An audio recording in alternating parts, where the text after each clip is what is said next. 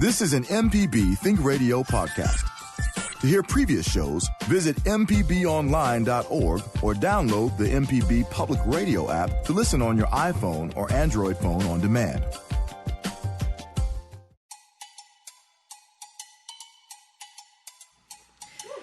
From MPB Think Radio, this is Mississippi Education Connection.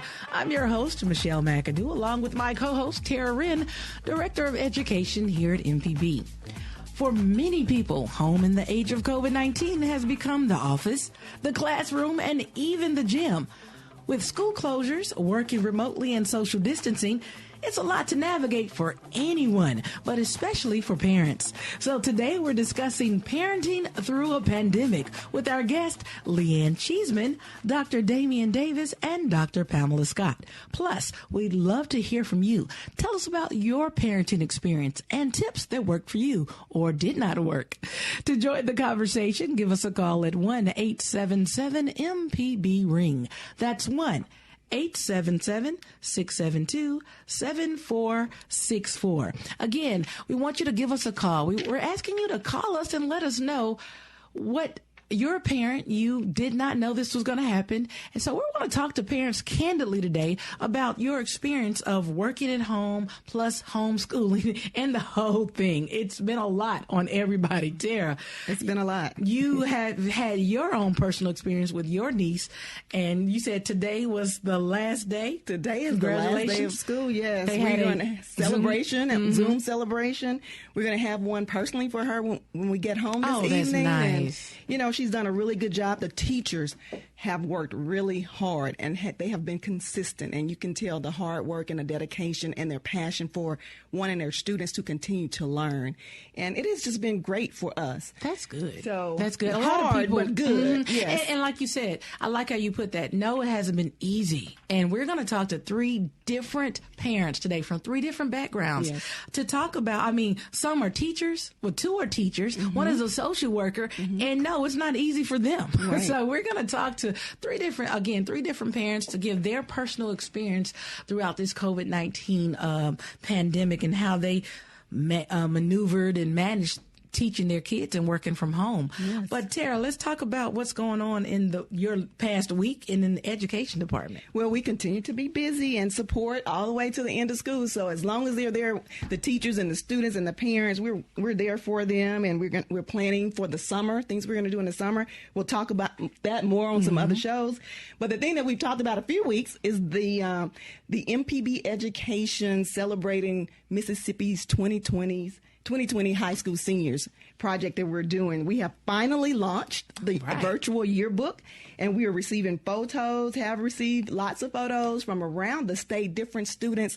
And, they can put a quote or their favorite quote or motto attached to their submission. And we've just been enjoying reading those. They're very inspirational to other students. So we're encouraging parents and students to log on to education.mpbonline.org and click on that Celebrating High School Seniors link and submit your photos. So we're enjoying those. We're going to be doing that throughout the month of May and June, and we're just excited about receiving those. And then next week we have our Senior Day. Yes, we're going to have Senior Day next Friday here. Have some seniors from across the state talking about their experiences and things like that. It's going to be a great show. Yes, stay tuned for that. So each week we do talk about different experiences throughout COVID-19 and education and how it equates.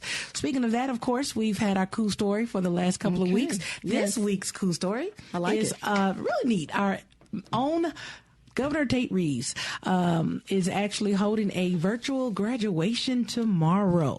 Now, he announced on Twitter this week that he will be hosting a statewide graduation ceremony at 10 a.m. tomorrow, live on his Facebook page. Now, he also stated, and I quote, "It's a small thing, but I hope that this will make this milestone special." And I understand it's different. It's something new for everyone.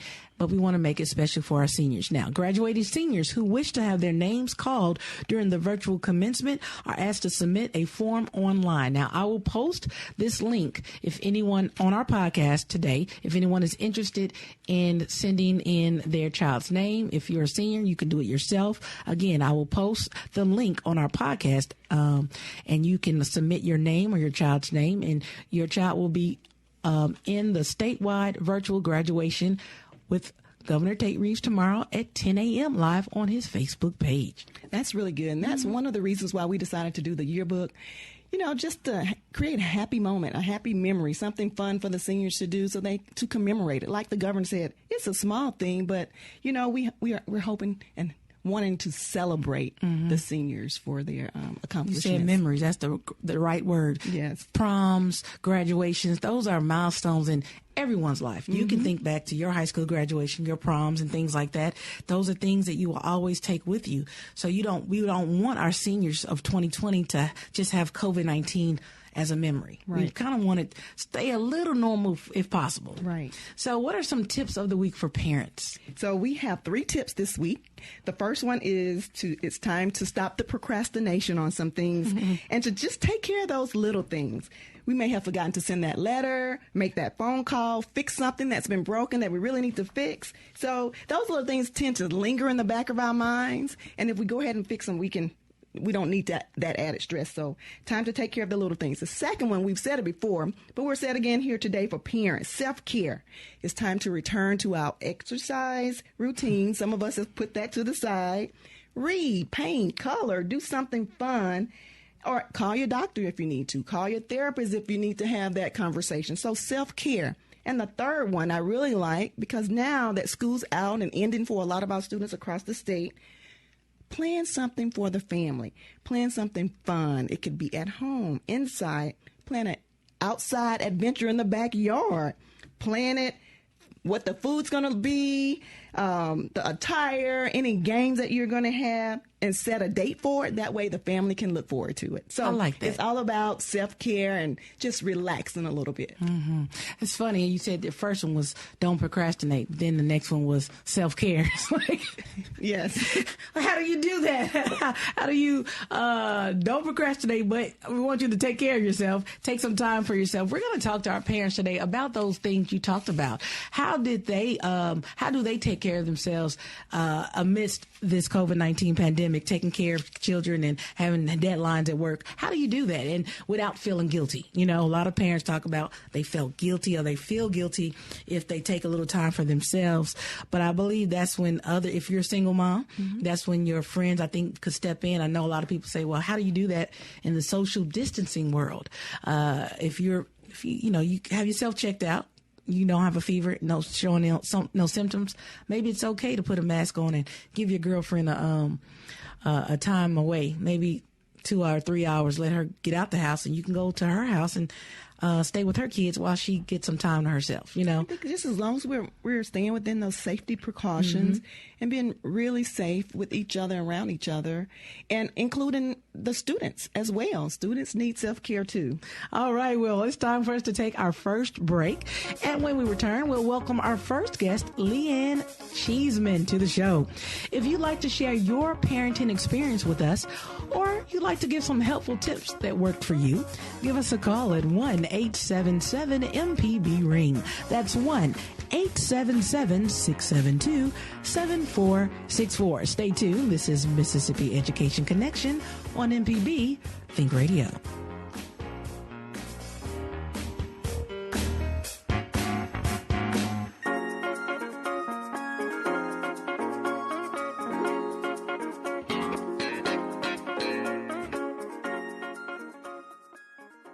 No matter if you use an app to start your car or still have a flip phone, Everyday Tech can decipher today's technology for tomorrow's solutions. Subscribe now to the podcast using any podcast app or the MPB Public Media app. This is an MPB Think Radio podcast.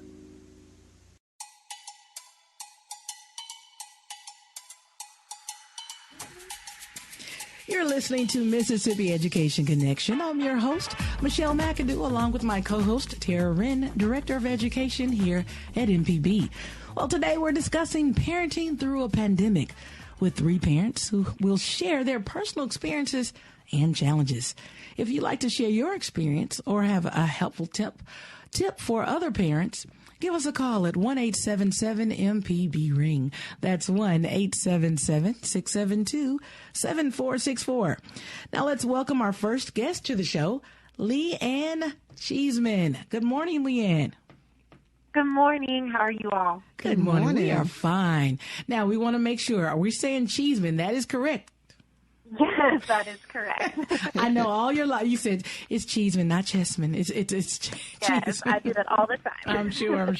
Well, thank you for being with us today. Of course, given how surreal and frankly scary these circumstances are, just want to first ask, how are you doing? I think I'm going to give the same response most people give. I'm doing fine. I think, it's definitely been a challenge to adjust and adapt. I think, like everyone else, there are good days, there are rough days, there are struggle bus days, but today's a good day. So right now I'm doing really well. I like that answer. Today is a good day. Yesterday may have not been so good, but today is a good day, and that's all we can focus on is today. I like that. Well, tell us about you and your family.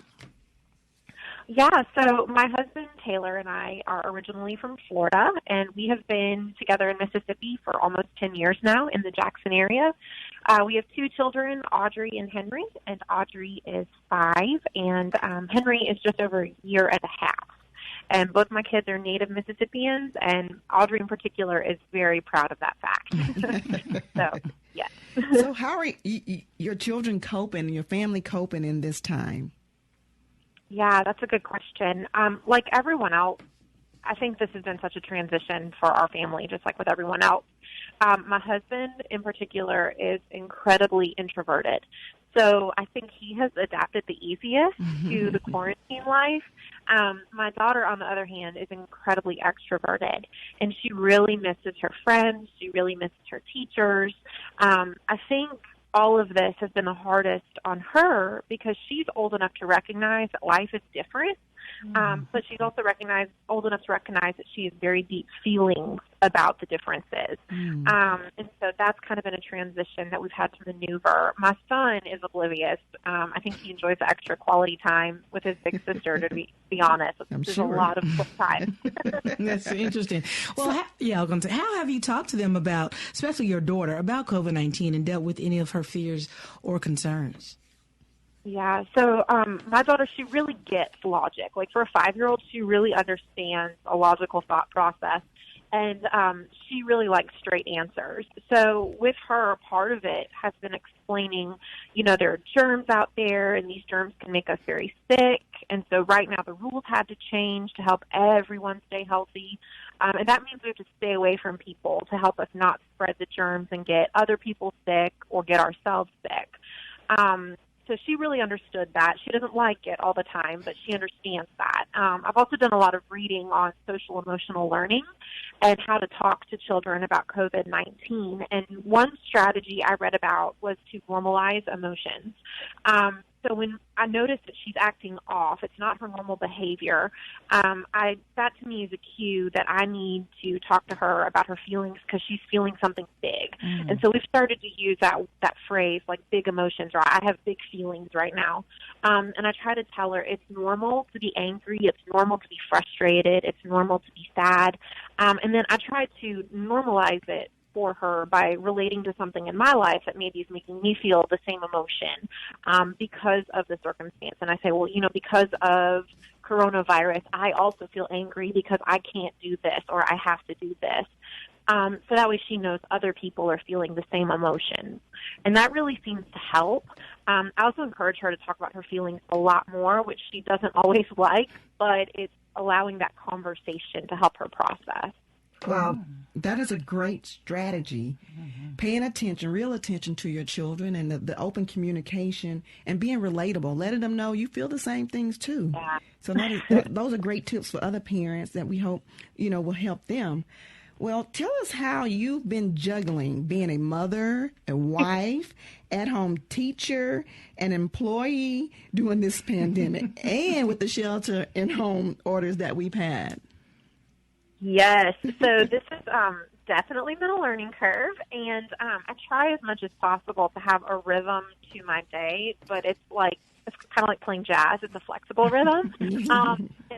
So a lot of that really includes trying to start my day early before my kids wake up so I can get some uninterrupted work done. That doesn't always happen. There are some days like yesterday that my son's wide awake at 2:30 in the morning. And so like I said, it's kind of like jazz. It's also included learning how to give myself a lot of grace when I feel like I'm falling short, because I think we all hold ourselves to a high standard. And so I have expectations for myself, especially as an educator, especially as a mom, especially as a wife. And so on those days when I don't feel like I've hit the bar, I have to give myself some grace. And my husband has been really, really supportive with that and very encouraging, very affirmative. As an educator mom, as a teacher mom, it also means daily reminding myself of the different ways that children learn, and, reminding myself that building sandcastles or watering the plants or learning how to sew promote creative thinking. They teach science. It's fine motor skills. And so all of those are just constantly reminding it's okay.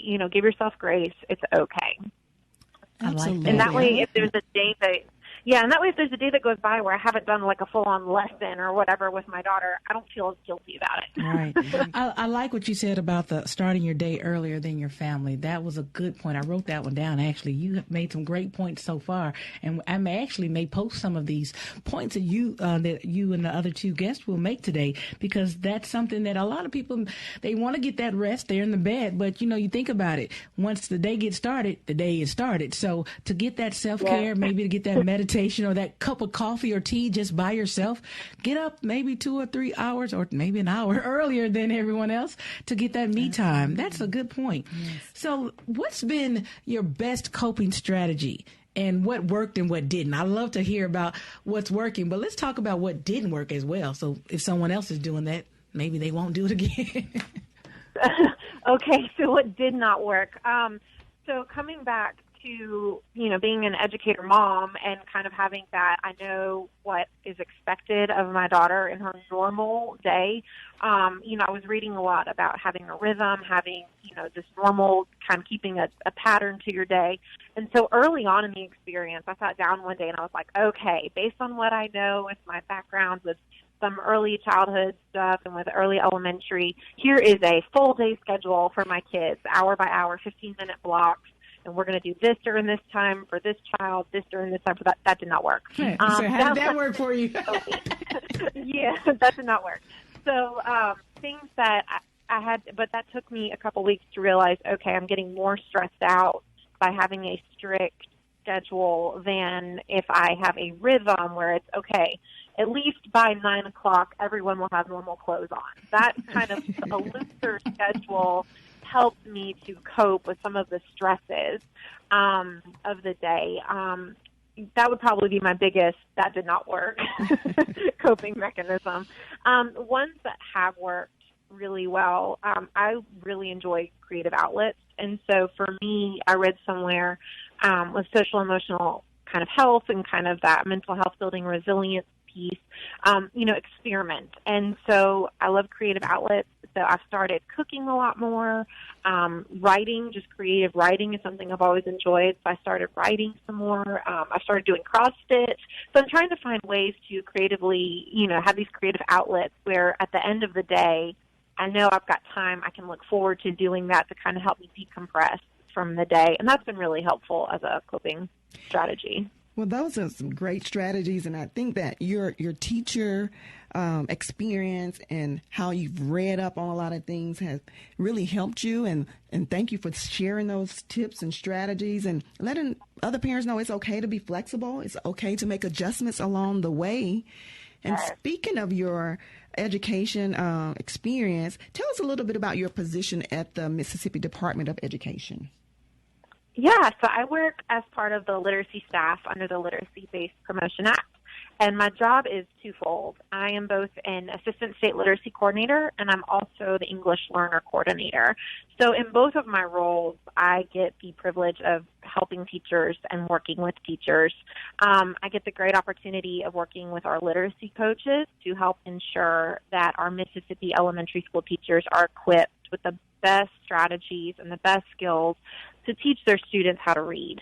So that's really great, really fun work. On the other side, I get to help teachers learn how to best support their English learner students as they learn both how to speak English and also learn their grade level content. So challenging, fun work. Wow. Now, how did COVID-19, how did this pandemic change what you do on a daily basis?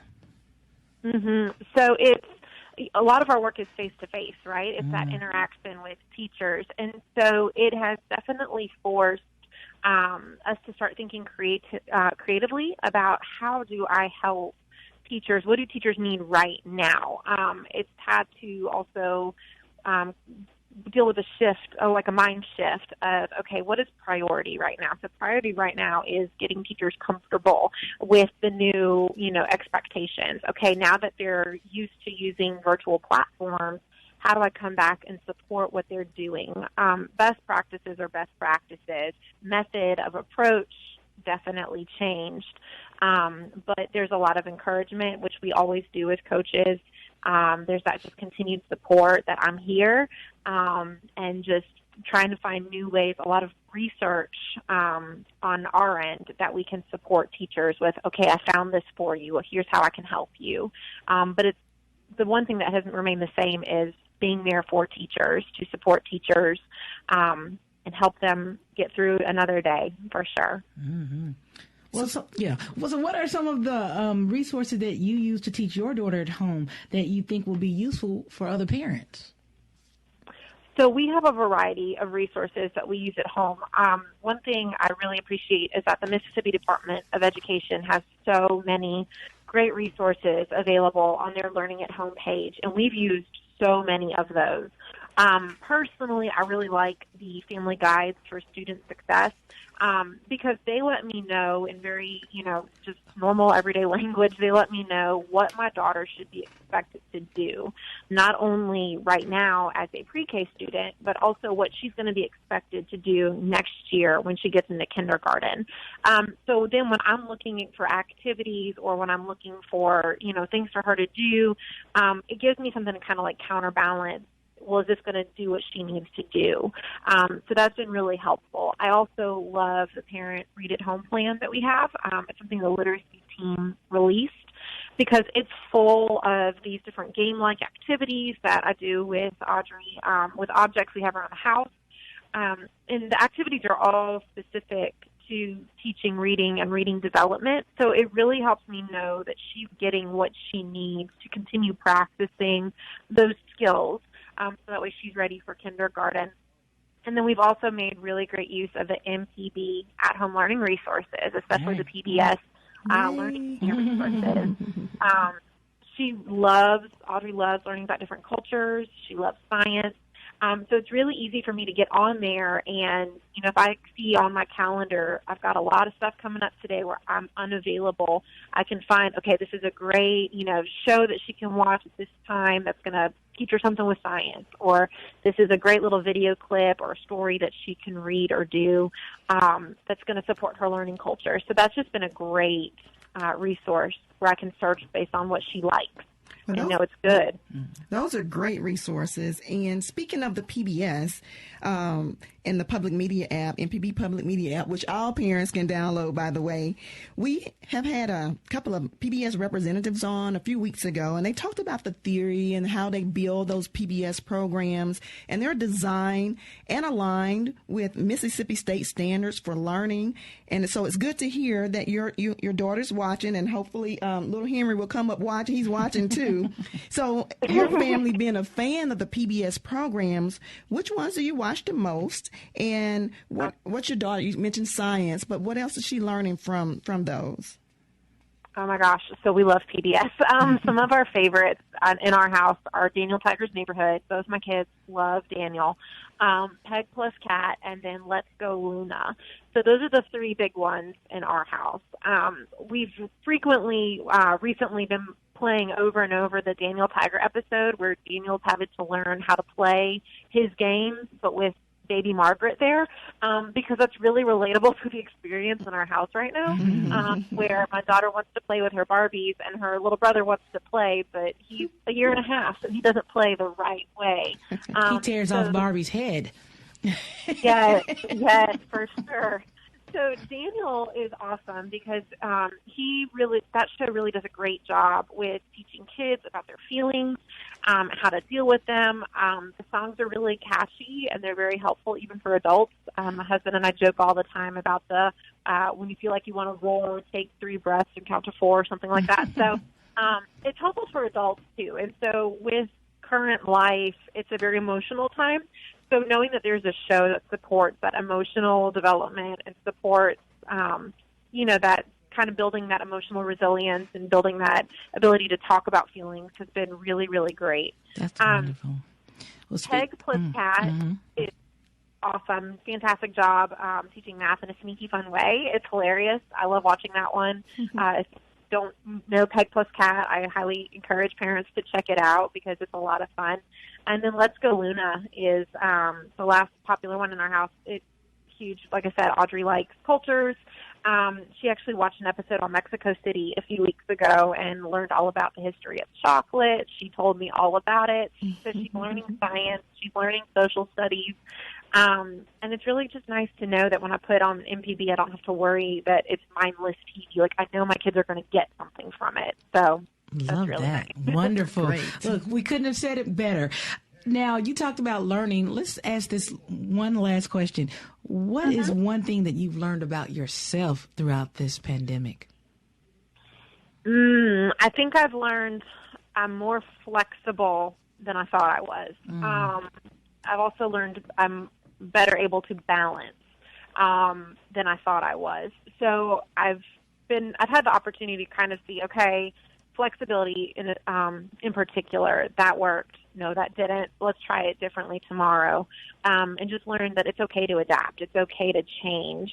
And I've also learned my little people at home are flexible too. Like, they're totally fine spending the whole day outside if that's what I need them to do for the day to help me get my work done.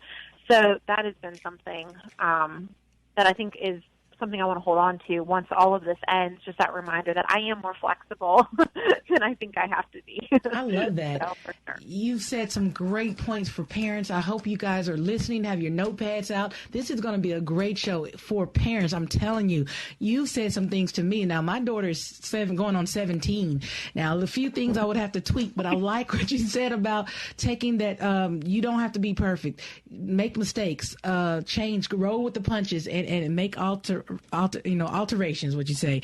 You don't have to, don't be afraid to make changes. I love it. Thank you so much for spending time with us today. Thank you. Out of your busy day. Yes. I appreciate you all inviting me. Thank you for what you do as a parent. Thank you for what you do with the Department of Education and with the teachers of the state of Mississippi. And one last question. What are your plans for this summer? Do you have any for your family? Oh, man. So before all this started, we had big plans for the summer. But right now, my husband built our kids a sandbox and a water table in the backyard a few weekends ago. So right now, on a day-by-day basis, there's definitely a plan to make big use of those this summer. I think a lot of outside time, a lot of popsicles on the back porch. So Sounds like fun. Sounds like fun to me. Well, thank you so much again. We were just talking with our first guest. Her name is LeighAnne Cheeseman. Thank you so much, parent and educator. All right, you stay safe, okay? Well, it's time for us to take another quick break, but don't forget, if you'd like to tell us about your parenting experience or you'd like to share tips that you've learned along the way, give us a call at 1-877-672-7464. When we return, we'll welcome another parent who will share their personal experience with us. Stay tuned. This is Mississippi Education Connection on MPB Think Radio.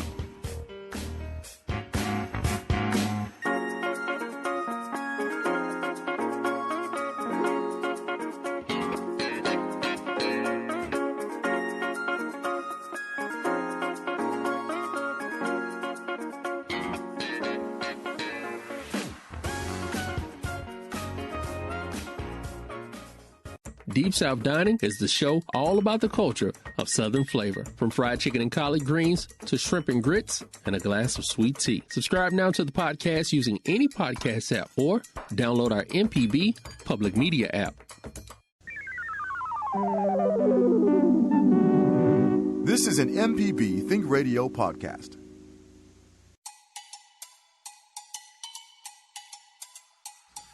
You're listening to Mississippi Education Connection on MPB Think Radio. I'm your host, Michelle McAdoo, along with my co-host, Tara Wren, Director of Education here at MPB. Well, today we're discussing parenting through a pandemic.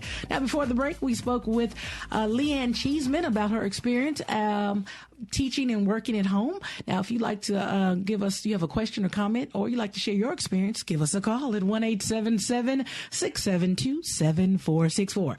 Now, let's welcome to the show our second guest, Dr. Damien Davis. Good morning, Dr. Davis. Hello, how are you doing today, Michelle? I'm doing fine. Tara's here as well. Good morning. Should we call you Dr. Should we call you Dr. Davis, or can we just be casual and say Damien? Please say Damien. I don't know. I'm not a doctor yet, Oh, so okay. I want to kind of get that fixed. I am just Mr. Damien Davis. Wow, look. We just foresell the future, so that's good. We just spoke it into existence. Yeah. I love that. So tell us about your family and yourself, your age, your kids, and their age and their grade level. Okay. My name is Damien Davis. My fiance is Jasmine Walker, and we have a son. He is Damien Drew Davis, but we call him Drew. Okay. He is only 18 months on this Saturday, and it has been quite a few different changes that go on now with this pandemic. I'm sure. 18 months. So does he know things have changed? Yes. Well, he doesn't go to school. My mom, who is a retired teacher from the Jackson Public School District, she actually keeps him. Okay. But now that my son is at home, he recognizes that he doesn't leave the house as much. I think he gets tired of us because he goes through the door and he wants someone to open the door to the outside so he can get away sometimes. That's funny. He actually goes to the door and says, outside. I want to go goes outside. to the door. That is funny. And that's funny. That's how Pam talked about those normalized emotions, knowing differences and seeing how your children are doing different things, and that tells you something. So talk about how you've been able to juggle being a father, a husband, and an at-home teacher and employee during this pandemic. As a father, I've looked at it as an opportunity to have a more deeper relationship with my son. Normally, throughout the day, I'm at work, and then I am a coach. I coach basketball for Madison Central girls basketball team. So I don't get home till maybe after 5 each day, while I'm able to spend maybe an hour and a half, maybe two, before we actually put him to bed. So with that being said, I've looked at this time as a wonderful time to see him grow. I've always heard the stories from my mom of the things that he would do while he's with her, and now I get a chance to see it myself. So there's a positive side to it as a father, and also it teaches you a whole lot more patience. As a teacher, you automatically have that patience. You love what you're doing. You want to see students do well and progress to go on to be productive citizens. But as a parent, it is a little bit different. But at the same time, it is wonderful to watch my son grow, to let him make his mistakes, to show him how to do things, and most of the time just protecting him from himself, because he is very rambunctious and loves to do anything that is scary to a parent. But as a future husband, Jasmine Walker is my fiance. We were actually scheduled to get married June 6th of June, and we're not going to do it, so we have to put that on hold. But she and I have been enjoying this time. I look at it from a positive standpoint. Well, we get to share more conversation. We get to watch more shows, family-oriented shows. We get to, I guess we get to share more time with each other on just a very holistic level, to get to know each other, to understand how to communicate better, to understand what buttons not to push. These are all good times to benefit as far as father and husband to my family, and that is exactly how I look at them. Wow. Now, as a teacher, it's been a willing struggle. I'll put it that way. Now, before It's you been go a on, willing struggle. Damien, before you go on, tell everyone what you do as a teacher, your title and what you teach. Okay. I am a ICT one teacher. ICT stands for Information Communication Technology. And basically what that focuses on the 21st century skills of learning, teaching our students how to type, giving them all the foundations needed for 21st century learning, online learning, coding, all the essentials that we use in 21st century learning today, our students will learn in the 6th grade at Madison Middle School. So as a teacher, how has that been for you, particularly as a technology teacher? How are teachers, you as a teacher, coping? And, parents have had to be forced into doing distance learning with their students. How are you seeing all of this? Well, first, one thing I love about teaching is that I do have that direct contact, that direct access to the child, that classroom setting that is valued to me. And now that it is gone for the time being, it has been a bit of a struggle because now I have students who are needing more information, and now it has to come through some type of conference or email instead of being able to get back with them immediately. But what has been a plus is I teach from the software Canvas.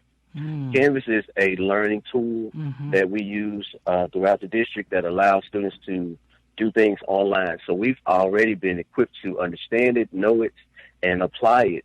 And our students have already been using it. So when I put on assignments, I'm able to still, if I wanted to put on myself on a video. As if I'm teaching, I can do a online teaching session, assignments I can post, as well as videos, anything that will enhance learning as possible. That is what my team and I would do. So students are very knowledgeable of how to use it. But the other issues come in as parents. Right. Mm-hmm. Parents are not technically savvy as, these students are today. I agree. So what I've been doing is basically answering online questions as much as I can and giving advice wherever I can, and basically encouraging our parents to basically communicate with their with their children about what's going on, and then whatever questions they have, just bring it to me, and I will answer to the best of my abilities. Wow. And you said a mouthful. Most kids are more savvy when it comes to technology. Any new resources that you've come across since you've been at home? Nothing much. Zoom has been used a lot more now than it has been. And that is another online tool where you can have an opportunity to communicate with parents and things like that, or with other coworkers. Other than that, it's pretty much the same as Canvas. Nothing has changed, and Canvas has been pretty much a lifesaver when it comes to distance learning at this particular time. I understand. So you talked about a lot at the beginning. I loved how you already talked about what you've learned about yourself, what this pandemic has taught you, and what is continuing to teach you. What are your plans for the summer? How are you preparing for next semester? And are they letting the teachers know? Are you guys going back to brick and mortar for next semester? I have not heard anything as far as that goes. What my plans are for the summer is to definitely find some online professional development. I always want to make sure that I can learn each and every day. Life is going to always give you teachable moments, and sometimes you have to force your way into them to learn. And with this pandemic, gives everybody an opportunity to learn more and become more technical savvy at this particular time. I also coach basketball, so we'll be doing that over the summer. And I'm very curious on how they're going to open that back up, and times and schedules. Even on how to even interact. I don't know how far is that going to go.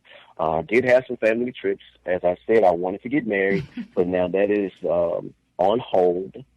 And family trips were, that's something I always look forward to, so I may have to hold off on those things. Oh, wow. And I will be working with the administrative staff at Madison Middle, just to learn exactly what they do, because I do plan on being an assistant principal, which will take me to head principal, And the overall professional goal is to become a superintendent and really support students and communities the best I can. All right. Well, thank you for spending time with us here at Mississippi Education Connection. Congratulations again on your wedding, and have a safe and great summer, okay? All right. Thank you, ladies. All right. Thank you. Well, we're going to go straight into our last guest. Now, we've talked to two different parents today with two different experiences. Now, this last guest is Dr. Pamela Scott. Well, thank you, Dr. Scott, for being a part of the show today. I don't know if you've been listening, but we've talked to two other parents who shared their personal experiences at home,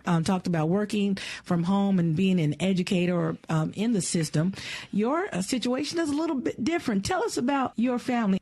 Well, I am married to Mr. Timmy Scott Jr.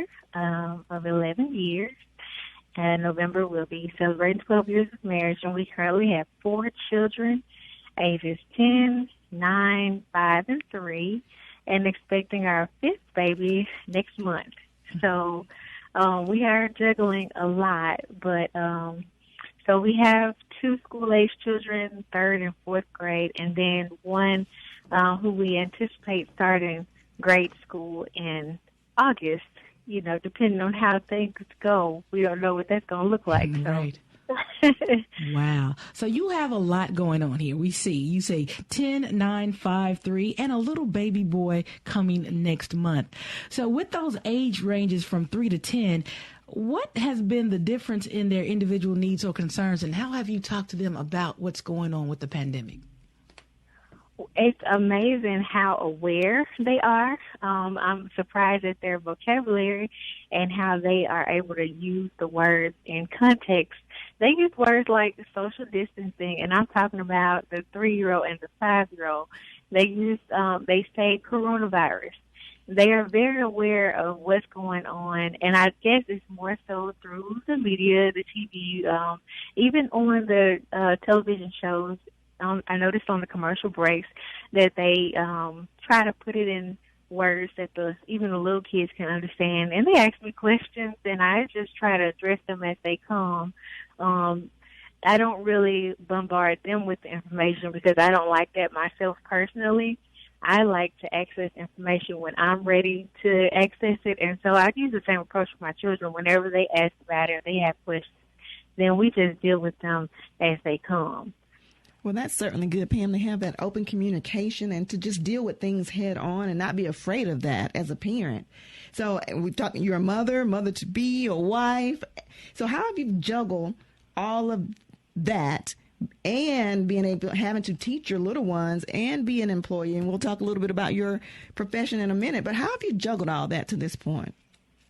I have to echo Ms. Cheeseman and talking about giving yourself grace, which I'm learning and have learned to do, is to give yourself a little bit of grace.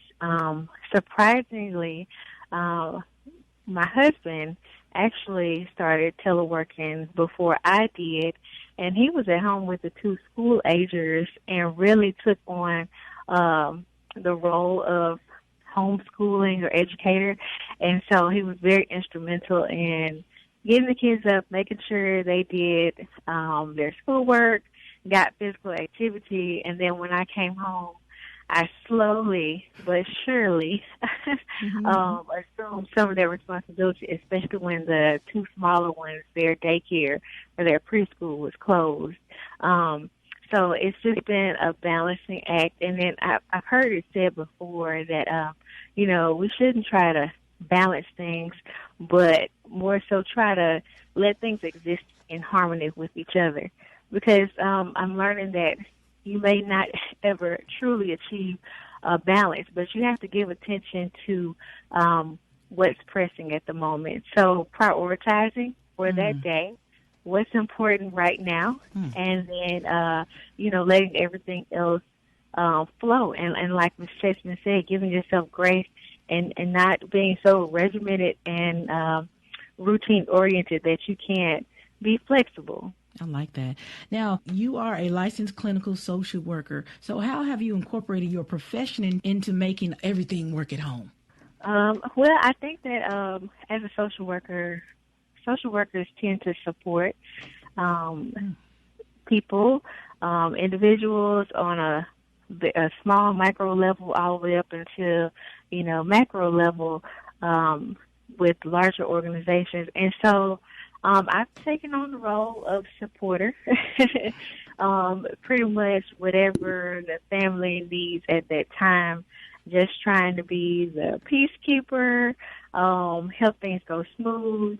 And much like we ask our teachers, especially dealing with children with special needs, to be attentive to what a child may need at a certain time, having to be more attentive to those type of things, recognizing when breaks are needed and saying, hey, let's step away from this right now. We don't have to finish this all today. We don't have to finish this all right now. Let's revisit this later. But basically just, providing the support that's needed to whoever in the family needs it at that time and however they may need it. So being a supporter and taking on that role is very important to your family, and I'm sure you're offering it to other families now as well. So really, what has been your go-to strategy? And Michelle asked earlier to another parent, in answering that question, also tell us what's been the most challenging. One of my go-to strategies, or what I've learned in trying to help the kids to accomplish the goals that are set before them, it's been helpful to have a dedicated space for them to do their work somewhere when they wake up in the morning and they get started with their day. They know that I'll go here.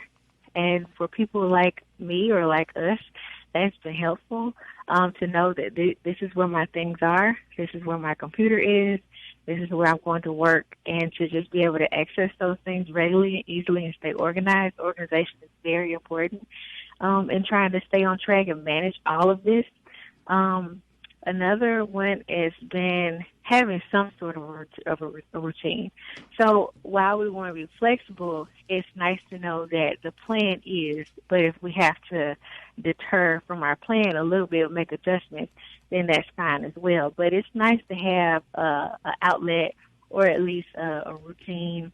And the children have got into the routine. And then it's also posted. My husband made a little chart. So the kids, if for some reason they forget what they're supposed to do, when they're supposed to do it, they can have a little pictograph, or if you will, with a flow of how their day should go. And they, it really helps them to be independent and allows us to, supervise more. And the last thing I would say is downtime.